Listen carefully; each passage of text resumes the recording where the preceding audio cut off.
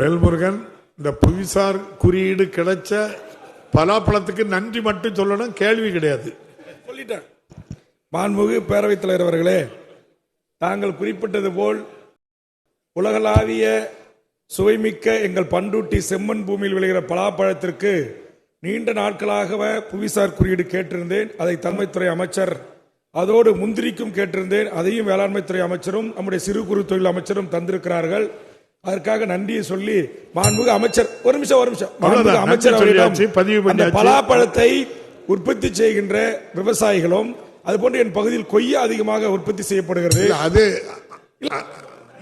விநாயகன் 158 மாண்புமிகு உறுப்பினர் திரு ஒய் பிரகாஷ், மாண்புமிகு மின்சாரம் மற்றும் மதுவிலக்கு ஆயத்துறை போதும் இல்ல அந்த அமைச்சர் சொல்லி சரி கேளுங்க.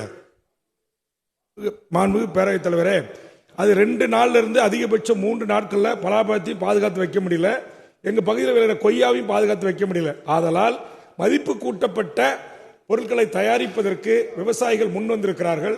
அப்படி முன்வந்த விவசாயிகளுக்கு நம்முடைய சிறு குறு தொழில் அமைச்சர் அவர்கள் மானியத்துடன் கூடி அந்த தொழிலை செய்து கேரளா குடிசை தொழில் போல் செய்கிறார்கள்.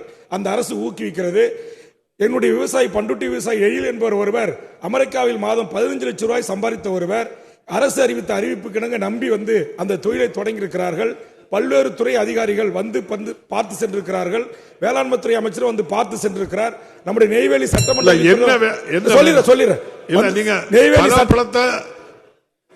மதிப்பு கூட்டு பொருளாக்கணும் கேட்டீங்க. மாண்புமிகு அமைச்சர் பதில் சொல்லுங்க. போதும் நீங்க அமைச்சர் பதில் இருந்தா சொல்லிருங்க.